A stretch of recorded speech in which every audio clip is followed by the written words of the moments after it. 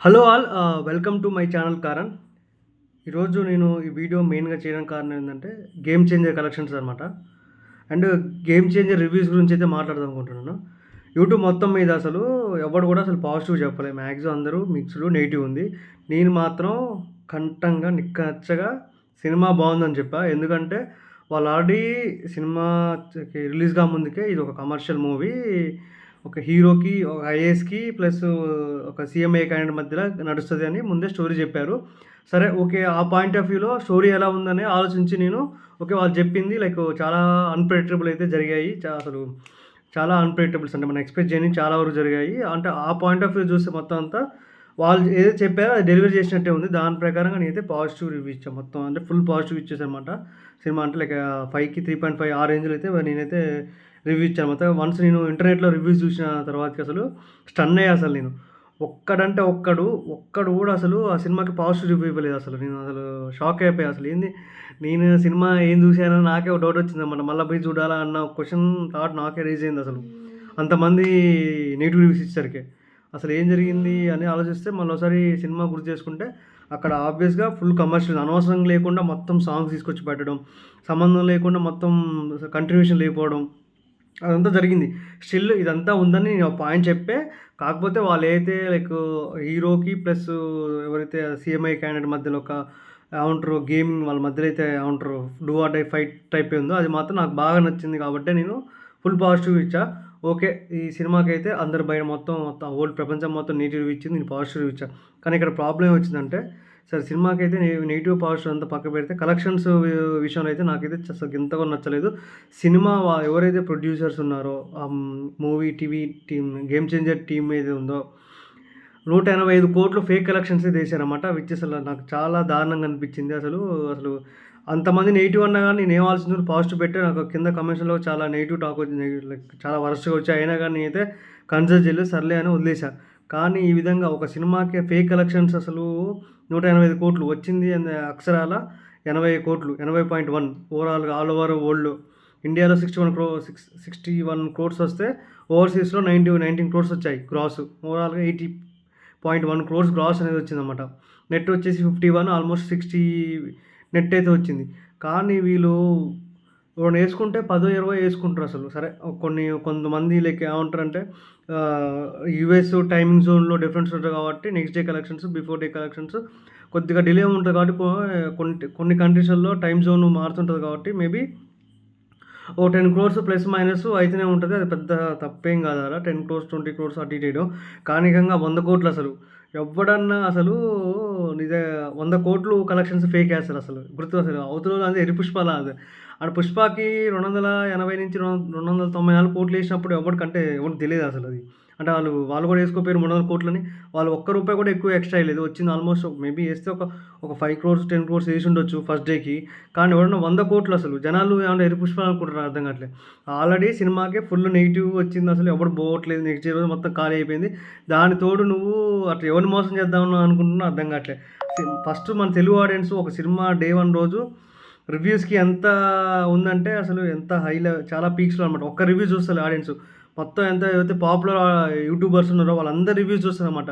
వాళ్ళు ఏం చెప్తుర్రు, ప్లస్‌లు ఏమున్నాయి, మైనస్‌లు ఏమున్నాయి, పోవాలా వద్దా? ఎందుకంటే సంక్రాంతి వచ్చింది కాబట్టి ఫ్యామిలీ వాళ్ళు కూడా తీసుకెళ్ళాలి. ఫ్యామిలీ వాళ్ళు డిసప్పాయింట్ కావద్దంటే ఖచ్చితంగా ఆబ్వియస్‌గా సినిమా మంచిగుంటేనే చాలా స్కోప్ ఉండే ఛాన్స్ ఉందన్నమాట. ఏమంటారు ఫ్యామిలీ కూడా ఎంజాయ్ చేసే ఛాన్స్ ఉంటది. చెత్త సినిమాకి అంత వేలు ఖర్చు పెట్టి టికెట్లు తీసుకొని పోయి ఆడ పోయి ఎందుకు ఈ సినిమా తీసుకొచ్చానని నెగెటివ్ పేరు తెచ్చుకోవడం కన్నా ఆహ్, అందుకనే చాలా చాలా జాగ్రత్తగా అందరూ రివ్యూస్ అయితే క్లియర్ కట్‌గా మొత్తం 100% ఫాలో అయితుర్రు.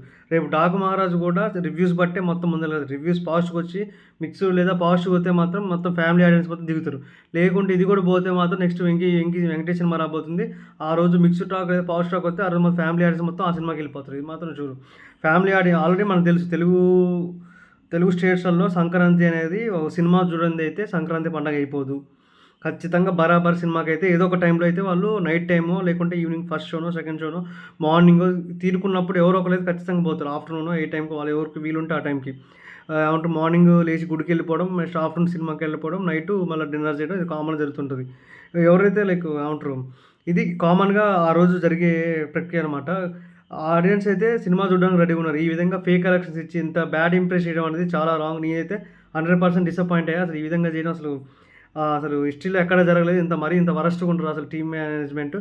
ఒకొకరు నాకు ఇంటర్వ్యూలో మన రామ్ చరణ్ చెప్పాడు, "ప్రొడ్యూసర్స్ దయచేసి ఇట్లా ఫేక్ నంబర్స్ ఇవ్వద్దని" చెప్పారు. కానీ తన సినిమాకే ఫేక్ నంబర్స్ ఇచ్చినప్పుడు ఇది ఫేక్ నంబర్స్ అని ఒక స్టేట్మెంట్ పాస్ చేయొచ్చు కదా ట్విట్టర్‌లో. చేయలేదు. సైలెంట్‌గా ఉండిపోయిండు. ఎందుకంటే సినిమాకి ఆల్రెడీ మిక్స్డ్ టాక్ వచ్చిందని. వాళ్ళు ఏమని ఫీల్ అవుతారంటే సినిమా హిట్ టాక్ వచ్చిందని వాళ్ళు కామెంట్లు పెట్టుకుంటారు, చేసుకుంటారు. అసలు బయట రియాలిటీ ఎట్లుంది, వీళ్ళు ఏమనుకుంటారు అది చెక్ చేసుకోవాలి. సరే మీకు ఇప్పుడు సపోజు సినిమా కలెక్షన్స్ తగ్గుతాయనే ఉద్దేశంతో వాళ్ళు కూడా మేబీ చెప్పకపోవచ్చు. మనం కూడా అట్లా ఉండదు. ఎందుకంటే ఇప్పుడు ఫ్యామిలీ ఆడియన్స్ ఒకవేళ మిగతా 2 సినిమాలకి ఏమంటారు ఇంకా దీనికంటే వరస్ట్‌గా ఉంటే ఇది మిక్స్డ్ టాకు వరస్ట్‌గా ఉందని వచ్చింది. ఒక పాయింట్ ఆఫ్ వ్యూలో లైక్ ఎంగేజింగ్ ఉంది సినిమా. అది మాత్రం షూర్ నేనే చెప్తా అది. సినిమా స్టోరీ రొట్టె అంత రొటీన్ 'శంకర్' నుంచి ఎక్స్‌పెక్ట్ చేయాలని చెప్పేసినా, నువ్వు 'శంకర్' సినిమా కాదు జస్ట్ ఒక సినిమాకి టైమ్ పాస్ పోతున్న ఎంగేజ్ చేయడానికి నాకు ఎంటర్‌టైన్‌మెంట్ కావాలనుకున్నోళ్ళకి ఈ సినిమా వర్త్ అలాంటి మూవీ అనమాట. మరి ఒకవేళ దీన్ని 'డాకు మహారాజ్‌కి' వరస్ట్ టాక్ వచ్చి నెక్స్ట్ ఈ 'వెంకటేష్' సినిమా కూడా వరస్ట్ టాక్ వస్తే అప్పుడు దీనికే ప్లస్ అయ్యిద్ది కాబట్టి మేబీ వాళ్ళు చెప్పుండకపోవచ్చు. అది కూడా ఈ పాయింట్ కన్సిడర్ చేసుకొని ఎందుకంటే ఇప్పుడు ఫ్యామిలీ ఆడియన్స్ రాబోతున్నారు. మేబీ వన్ డే కూడా వీళ్ళ ఒక సైడ్ అటువైపు థియేటర్లు మళ్ళినా కానీ నెక్స్ట్ ఇంకో ఆప్షన్ చూస్తున్నామన్నమాట ఖచ్చితంగా నెక్స్ట్ సినిమాకి. ఇప్పుడు అందరు జనాలు ఒకసారి ఎగబడతారు కాబట్టి ఆబ్వియస్‌గా థియేటర్లు ఎవరైతే ముందు బుక్ చేసుకుంటారో వాళ్ళు నిండిపోతాయి. ఇంక మిగతా వాళ్ళు ఏం చేస్తారు అందరూ వచ్చి ఏదో ఒక సినిమా చూద్దామని నెక్స్ట్ సినిమాకి వస్తారు. కాబట్టి మేబీ వాళ్ళు కూడా టీమ్ ఇది కూడా ఆలోచించి సంక్రాంతి రోజు ఇట్లా మనంతట మన నెగెటివ్ చెప్పుకోవడం ఎందుకని ఈ పాయింట్ కూడా ఆలోచించి ఉండొచ్చు.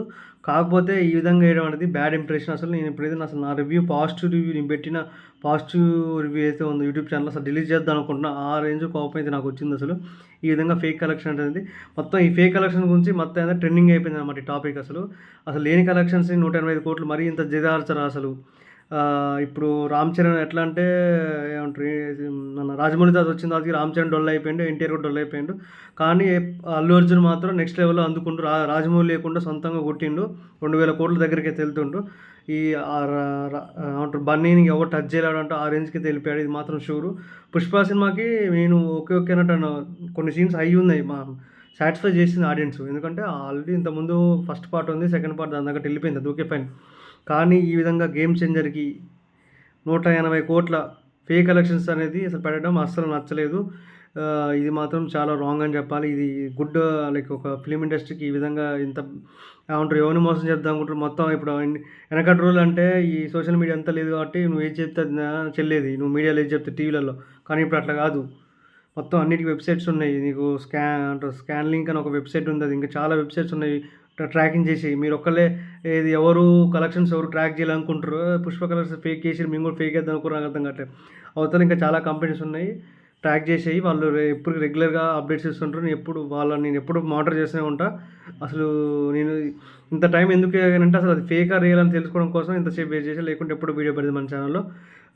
నేనైతే నెక్స్ట్ ఈ సంక్రాంతికి రిలీజ్ అయ్యే మూవీస్ కూడా రివ్యూస్ అయితే ఇవ్వబోతున్నాను. ఒకవేళ మీరు గానీ మన ఛానల్‌లో రివ్యూస్ చూడాలనుకుంటే మా ఛానల్ కారణం సబ్స్క్రైబ్ చేయండి. Thank you for watching.